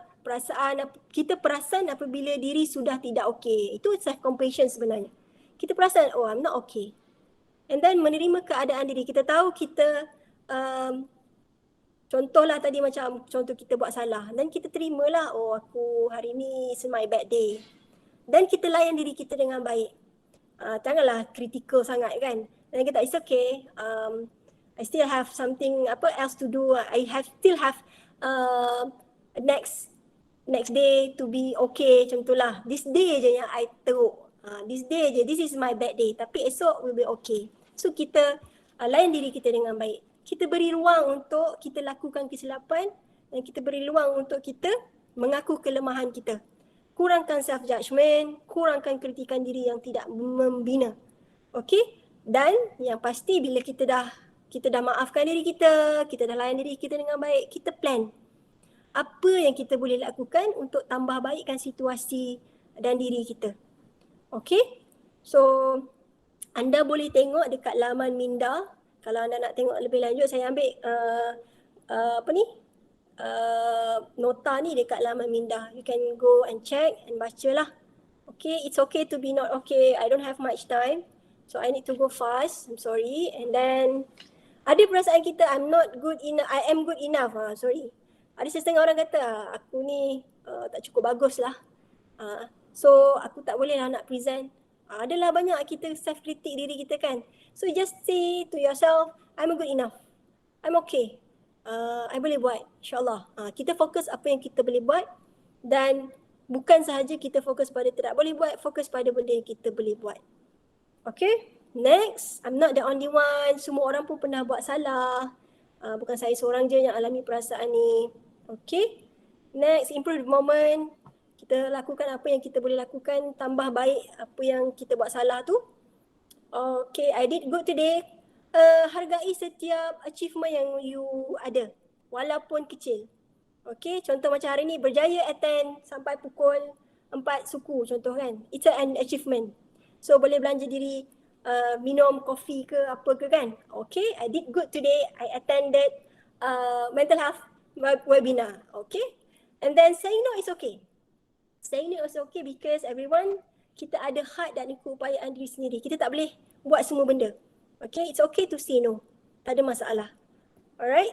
And then bagaimana anda boleh membantu? Okay, tadi tu kita untuk diri kita. Self-care, self-compassion, to do mindful stop, to buat teknik relaksasi. Tapi itu semua untuk diri kita kan? Sebab apa kita kena mentally healthy dulu sebelum kita boleh bantu orang lain. So now when we are mentally healthy, you dah practice, kalau tak semualah yang saya cakap tadi, a few things, at least teknik relaksasi ataupun self-care, then you can help others pula. Okay, so bagaimana anda boleh membantu? What can you do? First, kalau ada kawan-kawan yang ada masalah kesihatan mental ataupun mental health struggle, tak semestinya orang yang ada mental health struggle tidak ada diagnosis of mental health disorder. Okay, as I said tadi ada level-level dia kan. Ada mental distress, ada mental health problem, baru ada mental health disorder paling atas sekali. So maybe yang dekat mental health distress, yang ada mental health problem, how you can help them? Okay, so you can see, we can see here, treat their struggle with respect, compassion and empathy, and encourage early treatment when appropriate. This is what you can do lah. Setengah orang dia, alah ini pun lah, itu pun lah. Kita banyak lah macam commenting kan on people, takkan tu pun nak sedih. Sebab kita rasa macam kita tak ada rasa apa-apa pun, tapi kenapa dia ni reacting sedih sangat? So sebab individu berbeza, jadi kita treat their struggle.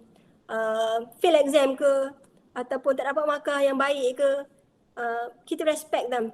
They have their own feelings juga kan. Treat them with respect, compassion and empathy. And then what we can do, just listen, do not judge. Okay, kalau dia nak cakap as little as as much as or as little as they want to say, macam tak cakap apa-apa pun, okay, listen je. Do not judge. And kalau you tak pasti, clarify. And kalau dia bercerita, you boleh jadi a good listener by paraphrasing and then validating the feelings. Okay, paraphrasing tu supaya dia tahu you dengar apa dia cerita. Supaya dia tahu you faham apa dia cerita. So you need to paraphrase. Bukan unless you tak tahu macam mana you nak paraphrase, you need to learn lah. Okay, takut nanti you tak tahu paraphrase, you commenting on that, dia lagi worse kan. You need to paraphrase. Oh, contohlah, aku rasa sedih sebab baru-baru ni parents aku kena COVID contoh. And then you first, oh, jadi disebabkan oleh parents you masuk hospital, sakit, you rasa sedih lah. So it's a paraphrasing what they are saying. So dia faham, oh dia faham apa yang aku sedang katakan. And then you validate the feelings. It means you are feeling very sad. Nampak macam muka you sedih. So you validate dia punya feelings ni lah. Okay? And ask appropriate question. Jangan tanya soalan mengarut-ngarut lah. Okay? And then don't pry. Do not pry. Jangan membawang nak tahu tu sebab nak pergi cerita-cerita kat orang lain. Jangan macam tu Just listen, do not judge. Next, do not advise. Kebanyakan orang banyak buat benda ni. Okay? Baru nak cerita engkau itulah. Aku dah cakap. Advice kan. So kau patutnya buat macam ni. So you advise. So as I said tadi previously, just listen. Do not judge and do not advise. Just be there. Validate the feeling. Support quietly. Contoh macam kalau tak support quietly, you kawan tu in a bad mood kan. And then dia cakap aku dah tolong kau ni, itu pun tak bersyukur. Boleh cakap itu. You are not supporting her ataupun him quietly. You membebel ataupun mengungkit kat belakang. Itu lagi tak bagus lah. Okay, supposedly kalau you support, you buat je. Okay, without expecting any thank words ke. Tak payah expect benda-benda tu. Je kalau nak tolong, support quietly. Dia tak thanks you pun tak apa. For those people yang ada mental health issues, what do you expect for them? Do not expect for appreciation lah. Do things sebab you nak tolong. It's not because you want appreciation. Okay? Be present and then respect their feelings. Learn. Okay. Ada setengah orang tak ada awareness, jadi dia tak tahu. Jadi dia menghukum. Dia kata orang tu begitu, dia kata orang begini, itulah kau tak buat macam tu sebab tu kau jadi macam ni. You don't know about mental health. So now you are learning lah. Dan do not diagnose. Oh, kau ada sakit ni. So macam it's not appropriate lah for you to diagnose. Sebab only mental health professional je yang boleh diagnose lah. Okay? Ask what they need. You can learn apa yang keperluan mereka. Learn from them what their experience is like. Kita nak tahu bila dia macam ni, apa perasaan dia. Kita belajar supaya kita boleh empathy. Bila kita tahu, kita akan empathy. Kalau kita tak tahu, kita akan judge. Kan? Okay. Learn to recognize the early sign of their problem. Tadi kita ada belajar tanda-tanda awal masalah kesihatan mental. Cuba tengok tadi. Tengok macam kawan ni kuhulu gile, ni dah kenapa ni kan? Mungkin dia anxious. Okay, ataupun dia tidur malam, bangun. Tidur sekejap, bangun. So mungkin dia ada masalah tidur. Jadi you tahu, itu adalah tanda-tanda macam dia ada mengalami tanda-tanda awal masalah kesihatan mental. Then you talk to them, nampak you macam ada masalah, susah nak tidur, you ada apa-apa nak share dengan I? Macam itulah. You perlukan bantuan, you nak someone to listen to you. So you learn the sign, you learn to recognize the early sign so that we can offer help as early as we can. And then learn how to connect them to help. Tahu, sebab orang yang ada masalah kesihatan mental ni, mereka ni dia tak tahu nak cari maklumat sebab dia dah blur, dia dah cognitively tak stable. Kan? Dia dah tak boleh fikir macam mana aku nak solve this problem, aku nak jumpa siapa. Contohlah kalau you can help, boleh teman dia pergi hospital. It's a good, sebab kebanyakan contoh macam kawan-kawan kan, takut nak pergi. Sebabnya takut people stigmatize satu. Satu lagi takut sebab orang, contohlah orang yang ada social anxiety contohnya kalau tak ada siapa-siapa teman dia yang bawa dia, yang heret dia pergi hospital, sudah tentu dia tak sampai hospital. Sebab dia ada social anxiety, dia tak boleh jumpa orang. Dia takut. Social anxiety ni jumpa orang, jalan tunduk je. Susah untuk dia kalau tak ada siapa-siapa membantu. Okay, so if you can be a help, it's very very good lah. Kalau kawan ada masalah kesihatan mental, hulurkan bantuan, be there untuk bantu. Okay. Okay, be a companion. Accompany them, do things together, show them they are matter to you, offer to help everyday task, include them in your plans. Kalau you nak keluar ke, nak beli makanan dekat cafe and then you ask, you nak jom pergi sekali, jangan abaikan dia. So be a companion, okay? Continue inviting without being overbearing. Tak apa, cakap je. You nak pergi bercuti ke, you nak pergi berkelah ke, you nak pergi piknik ke, You nak pergi library ke, ajak sekali. Okay, include them in your plan. Continue inviting even though they will say no, tak apa, thank you. Just continue so that there will be dia tahu ada someone care for her, care for him. Okay? And then things to avoid saying. Ni perkataan-perkataan yang kita jangan sebut kepada orang-orang yang ada masalah kesihatan mental. Okay, selalu kita sebut ni semayang tak cukup. Kau semayang je lah. InsyaAllah kau berdoalah kepada Tuhan. InsyaAllah kesihatan mental akan lebih baik. Jangan cakap macam tu. Sebabnya you tak tahu apa usaha yang dia dah buat untuk keluar daripada masalah emosi, masalah kesihatan mental dia tu. You tak tahu berapa banyak dia dah berdoa. Okay, so do not say, just pray about it. Okay? You just need to change your attitude. Lagilah tegur kan. Kau ni tak pemalas. Itu pun tak boleh buat. Kau lain kali kau kena buat macam ni. So you need to change your attitude. So do not say anything yang will menambahkan garam kepada luka dia. Okay? Stop harping on the negative, just think positive. Ni ramai orang sebut Jangan fikir negatif, fikir positif je. Ramai orang macam ni. Okay, and then bukan macam ni, sebut perkataan ni. Okay, everyone feels that way sometimes. So macam alah, semua orang lalui perasaan yang sama. Contoh macam seseorang ni dia sangat-sangat looking forward untuk dapat A lah contoh dalam exam. And then that time dia feel sad sebab tak dapat A. And then you pun cakap alah, semua orang macam tu. Alah, it's okay lah. Aku pun macam tu dulu. So macam you macam dismissing dia punya feeling. You dismiss dia punya feeling. Dia tengah sedih, you bagi dia sedih. Bukan bagi sedih macam mana, you biarkan dia bersedih dengan validate dia punya feeling. Contoh bayangkan orang tengah sedih and then dia cakap aku sedih lah. Alah, semua orang macam tu. Meaning that you shut him or her down. Macam alah, semua orang macam tu, tak payah sedih. Padahal dia tengah bersedih. So it's not a good ataupun appropriate way to attend to people yang ada perasaan begitu. Sebab next time dia tak akan open dengan you dah untuk share any feelings. Sebab dia rasa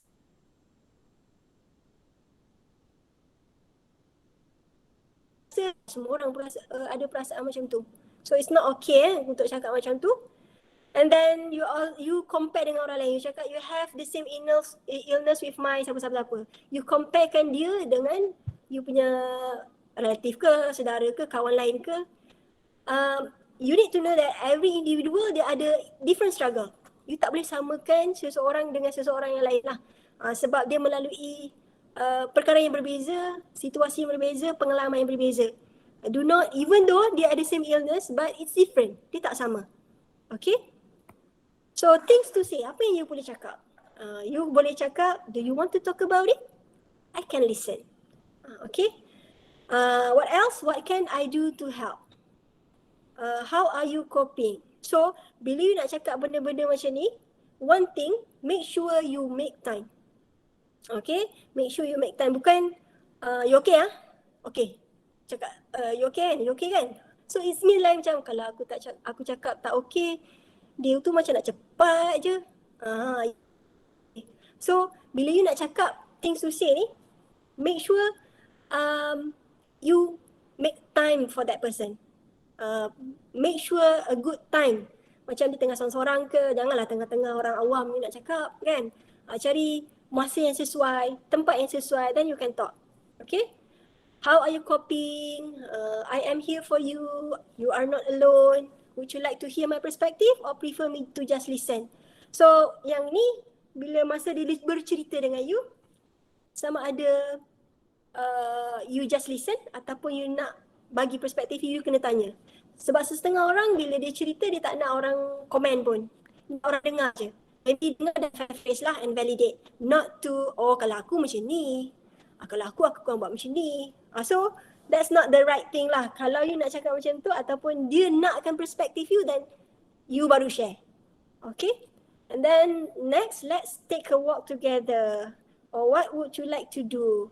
So you take them macam bawa jalan-jalan. Bila jalan-jalan boleh share. Boleh tanya soalan-soalan yang ke atas tadi. Ataupun tanya dia nak buat apa. Sebab selalunya orang yang ada masalah kesihatan mental, dia ni selalu isolate self.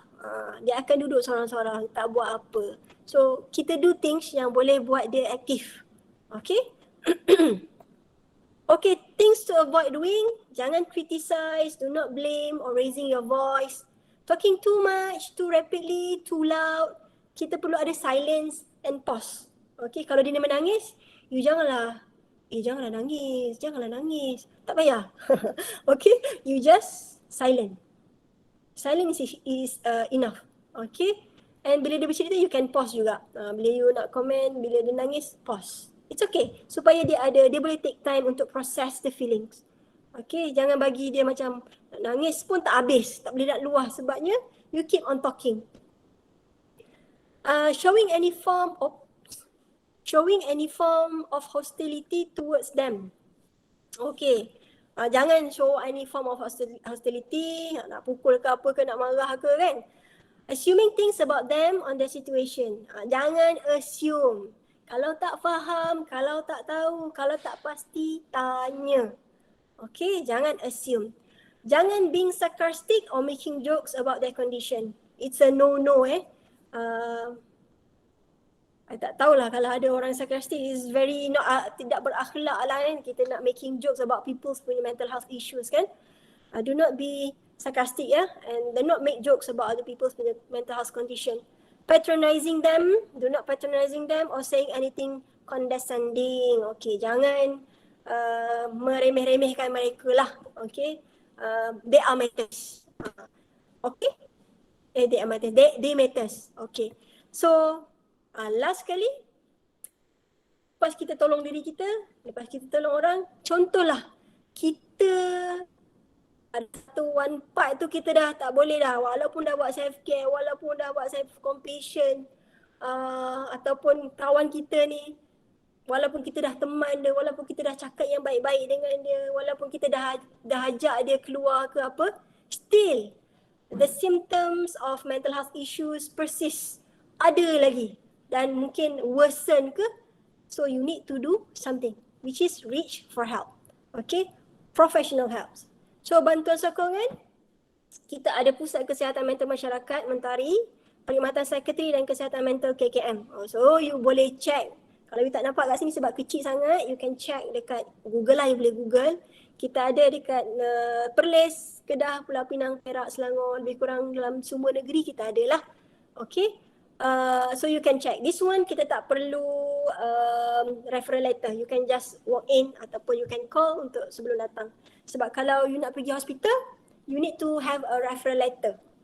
You kena ada referral letter. Tapi kalau Mentari ni you can just walk in. Okay? Just check, you boleh pergilah kawasan yang terdekat. Tetapi kalau tempat you tak ada Mentari, apa yang you boleh buat adalah you pergi klinik kesihatan yang berdekatan.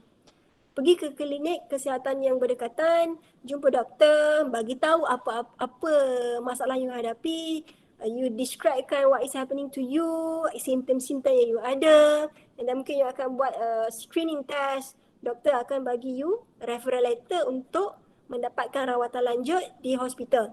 Okay, yang ada psikiatris ataupun clinical psychologist. Okay, kita juga ada bantuan dari segi talian sokongan. Kita boleh call. Kita ada aduan masyarakat, talian kasih 15999. Dan juga kita ada talian sokongan KKM kerjasama dengan Mercy. You can call untuk mendapatkan rawatan awal lah, bukan rawatan, perkhidmatan psikososial yang lebih awal sementara you nak dapatkan bantuan fizikal daripada hospital. Sebab queue list untuk tunggu long is very long. Sebab hospital kita tak semua semacam kat KL, kita ada HKL, kita ada HTA. Hospital sebab psikiatrik dengan clinical psychologist dia ada dekat hospital besar sahaja. Kat tempat hospital yang macam tempat lain tak ada semua, maksudnya tempat semua daerah tak ada. Dia ada di hospital besar sahaja. Macam KL, kita ada HTA, kita ada dekat HKL ada clinical psychologist. Kita ada dekat Selayang, kita ada. Kita ada dekat Ampang ada. Mana lagi? Tapi saya rasa UiTM pun ada di Sungai Buloh kan. UiTM punya perkhidmatan clinical psychologist dan juga psychiatrist yang sebab ada hospital UiTM kan dekat situ. So UiTM pun ada. So you can get and reach for help. Okey, talian bantuan dari segi NGO pun kita ada. Siapa yang memerlukan befrienders untuk sokongan kesihatan mental dan pencegahan bunuh diri. Dapatkan bantuan sebab contoh waktu malam you tak boleh nak access kepada mental health facilities, you just can call. Okay, ada banyak. Untuk Indian kita ada Snehem. Siapa yang Indian boleh call Snehem. This is Indian punya apa ni, dia gunakan Indian punya language. Tamil, dia guna Tamil language. Okay, kita ada counselling untuk wanita dan kanak-kanak.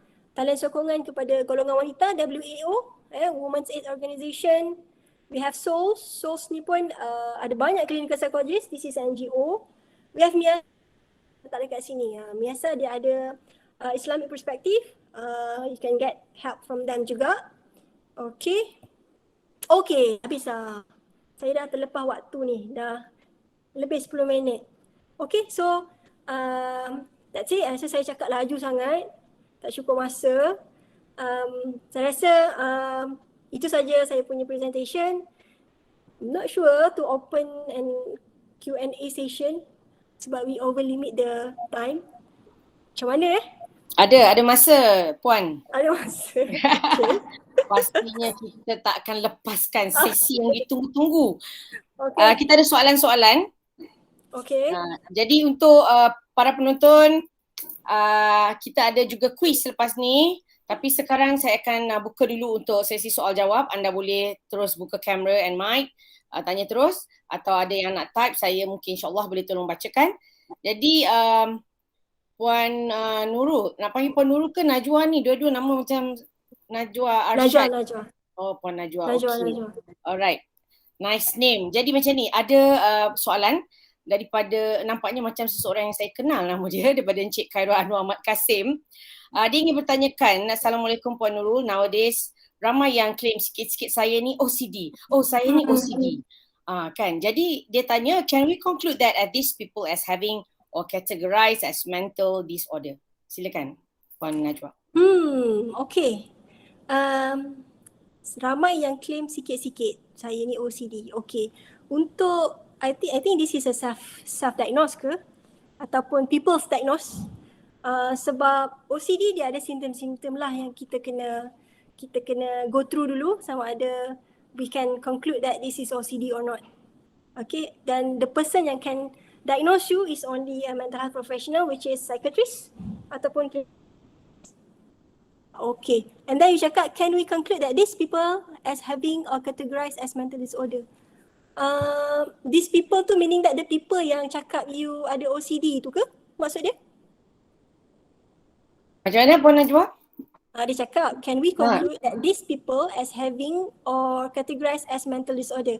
Maksudnya these people tu people yang claim dia ada OCD. Ya, kalau ikut pahaman saya lah, atau kalau Cik Khairul masih ada di talian mungkin nak tanya sendiri pun boleh. Tapi kalau ikut pahaman saya begitulah, mungkin saya Puan Najwa saya dia kata, oh saya OCD. Saya OCD, kalau 10 orang kau jumpa kau semua cakap begitu, kita pun macam sebenarnya macam mana sebenarnya? Kan, gitulah mungkin soalan Cik Khairul. So that's macam saya cakap tadi. Kalau self-diagnose, I don't think it's appropriate lah. Sebab OCD ni, it's not that as easy as that lah. Sebab OCD ni, kalau betul OCD, it will affect you punya function. You memang kalau nak keluar rumah tu, berjam tak keluar-keluar sebab dia asyik check pintu dah kunci ke belum. Contohlah kan. Kalau masuk toilet tu tak keluar-keluar sebabnya ni sentuh sikit je rasa kotor basuh. Sentuh sikit basuh kan rasa macam kotor. So dia bukan as simply as that lah you nak diagnose. Kita nak tengok severity dia, what is the symptoms. It's not as simple as labeling yourself, oh sebab aku ni asyik-asyik nak buat macam ni, aku rasa aku ada OCD. Aku ni asyik-asyik nak checking je, ada OCD. Ada orang perfectionist, dia akan pastikan check tapi dia tak ada OCD pun. Macam itulah. So to know that you are having OCD ataupun tidak, satu ada symptoms, you meet the criteria, dan yang penting kalau mental health ni, kalau you nak tahu dia it's a symptom ke tidak, adalah salah satunya adalah it's affect you punya function. You dah tak boleh pergi kerja. Kalau contohlah you OCD you kena sampai tempat kerja pukul 9. You datang 9 1 minit, you balik sebab you tak datang pukul 9. Sampai tahap macam tu orang ada OCD. So self-diagnose is not it's not good lah. You kena dapatkan mental health professional punya assessment. Okay? Okay, terima kasih. Ada Puan Najwa nak tambah lagi tentang OCD tu? No.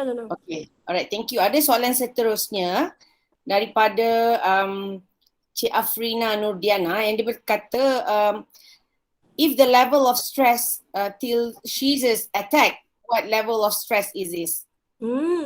Okay, seizures attack.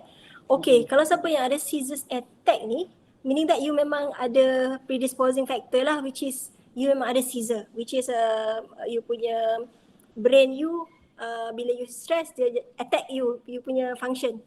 Okay, tapi dalam dalam mental health kita tak ada diagnosis yang seizures as a mental health. Tapi dia tanya soalan dekat sini, level of stress still seizures, maksudnya teruk lah you sampai stress. Tapi ada juga orang yang seizure ni orang yang ada seizure ni dia stress sikit pun dia boleh dapat seizure. So I'm not sure nak letakkan level you dekat mana, sebab ada orang stress sikit pun dia dah boleh seizure, dia boleh dapat seizure. Okay, so to assess you punya level dekat mana, I'm not sure, sebab as I said lah, ada orang sikit stress dah boleh seizure. You need to assess macam stress sampai sebab this is a medical condition. Seizures ni a medical condition. So I can't say what level, because ada setengah orang seizure is very sensitive. Mudah untuk seizure mudah untuk dapat seizure even though dia punya stress level is very low. I can't say much lah about the level of stress tu dekat mana. Tapi dia ada menambah sedikit komen every time dia stress dia akan dapat seizure ni. Tapi it started daripada umur dia 16. Have you got you punya ada dapat medical punya treatment tak untuk seizure? Selalu kalau orang ada seizure dia akan ada treatment. Cik Afrina mungkin boleh tanya terus dekat Puan Najwa, boleh buka mic. Hai Puan dapat Najwa. Rawatan. Okay, waktu seizures tu dia macam dia tak datang since our kid. Dia datang time dah besar and doctor say it's not normal lah. Lepas tu as we all know seizures ni tak ada like penyembuh. So all I get is just kalau duduk hospital tu dapat masuk air je lah. Okay. Dengan makan pil penenang, pil tidur.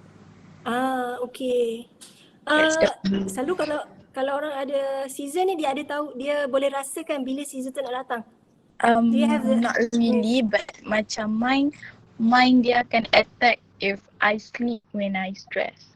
So every time I stress, I'm scared to sleep because bila bangun tu sakit lah.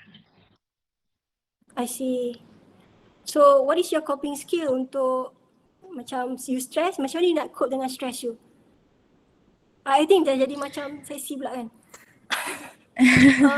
Maybe kita boleh cakap sebab people are hearing dekat sini. I'm not sure kalau people are listening. I'm not sure whether you nak disclose ataupun tidak kan. I think it should be private lah kot. Maybe you boleh PM tepi ke? Okay, boleh. Okay, thank you Cik Afrina, suaranya lembut sekali, manja saya dengar. Jadi at least kita yang petang-petang ni segar juga dapat dengar suara Cik Afrina. Thank you. Mungkin nanti boleh contact Puan Najwa atau Puan Noazila ada juga. Kita punya admin can lead you to Puan Najwa insyaAllah. Okay, tadi ada soalan Okay, daripada Cik Nur Hushaini bertanya, adakah sifat pemarah atau tidak dapat mengawal marah itu penyakit mental? Okay. Sifat ataupun salah satu simptom lah kot kan, tak boleh kawal perasaan. Too sensitive. It's one of the symptom. Tapi untuk kata itu adalah penyakit mental, tidak.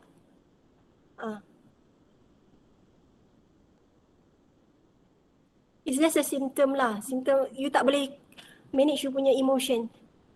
You can do technique relaxation. You can do relaxation technique. Sebelum you nak marah, you buat stop, be mindful.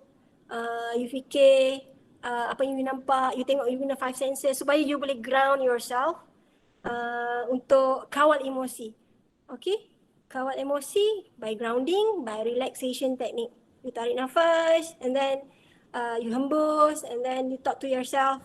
Okay, what should I do now? Contoh. Bila kita dalam keadaan marah, of course, kita punya kognitif tidak clear. Kita akan bertindak di luar kawalan. Okay, jadi sebab itu teknik relaksasi akan membantu kita untuk bagi tahu dekat otak bila kita tarik nafas, kita dalam keadaan calm, otak akan bagi tahu badan kita supaya relax. Okay, sebab kita betulkan pernafasan kita. Kalau you perasan bila you marah, apa yang berlaku pada pernafasan you? Macam mana pattern dia? Very laju ke? Ataupun very slow, short breathing ke? Macam mana? You cuba tengok bila you marah apa yang berlaku pada pernafasan you. So by controlling you punya breathing, it will help you to calm yourself. Before kita buat sesuatu yang di luar kawalan, contoh pukul ke, tembuk dinding ke apa kan, kalau marah kita nak shouting ke. So before that happen, you cakap dengan diri you, okay, take a deep breath. Okay, tarik nafas. And then automatically otak akan bagi tahu kat body kita, she is not in a danger. Sebab body kita akan respond kalau kita, macam saya cakap tadi, fight, flight or freeze. Kan, bila kita stress.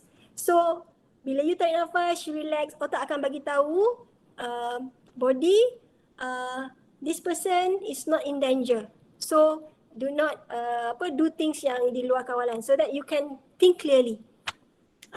I sarankan you untuk buat teknik relaksasi secara rutin lah supaya you boleh dapat manfaat. Sebab kalau you buat teknik relaksasi sekali dua, it's not helpful.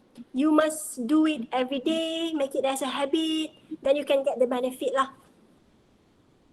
Okay, terima kasih Puan Najwa. Jadi tips dia sebelum atau kita nak marah, dah lepas marah tu nak kontrol diri kita, mungkin boleh bernafas dengan sempurna, perutnya naik kan. Cuma kalau kita ingat dulu kita kat sekolah kita selalu tarik nafas, betul tak? Dengan bila kita senaman PJ, kita akan tarik nafas guna tangan, betul? Tapi sebenarnya itu nafas kita separuh, because the moment you tarik tu chest you naik. Bila chest naik berarti nafas tu tak complete. So kalau yang complete breathing tu kena ada perut sikit. Okay. So mungkin kita boleh praktis lepas ni bagaimana tips yang diterangkan oleh Puan Najwa dalam sesi kita. Dan okay, sidang hadirin sekalian, saya akan bacakan quiz. Jadi tadi kan semua dah dengar dengan teliti. Jadi selalunya kita suka soalan-soalan. Dan yang penting dan yang menarik, soalan ini ada hadiah. Jadi bolehlah jawab. Buka mic Puan Azila yang dah tahu soalan ataupun tahu jawapan. Soalan saya yang tahu kan. Jawapan yang tahu anda buka mic Okey. Soalan yang pertama. Berikan 2 tips menjaga kesihatan mental. Soalan dia, berikan 2 tips menjaga kesihatan mental. Okey, mungkin boleh buka mic. Hadiah besar tau. Jadi jangan malu-malu. Kalau jawab di chat box pun boleh kan, Puan Razila? Boleh, okay. Boleh. Afrina nak jawab, silakan. The first tip is don't diagnose yourself. And the second one is give reward to yourself after an achievement in everything that you do, even the little things. Kita terima jawapan tu. Puan Afina minta untuk WhatsApp saya maklumat untuk kita postkan hadiah. Okey, tanya ada lagi soalan kan? So kena tunggu. Bestnya. Nanti saya nak WhatsApp Puan Nur Azila lah. Saya pun nak hadiah juga. Soalan yang kedua, semua dua dalam cerita ni. Tadi 2 tips. Sekarang 2 cara. Berikan 2 cara yang boleh kita lakukan untuk membantu orang lain. Saya dah lama tak bacakan soalan-soalan begini bersifat kuis ni, dia macam bawa nostalgia pula untuk saya. Jadi silakan yang lain berikan 2 cara yang boleh kita lakukan untuk membantu orang lain. Oh, soalan ni senang ni, tadi saya ada ingat juga. Okey, silakan. Buka saja mic untuk menjawab. Hadiah akan dipost. Silakan.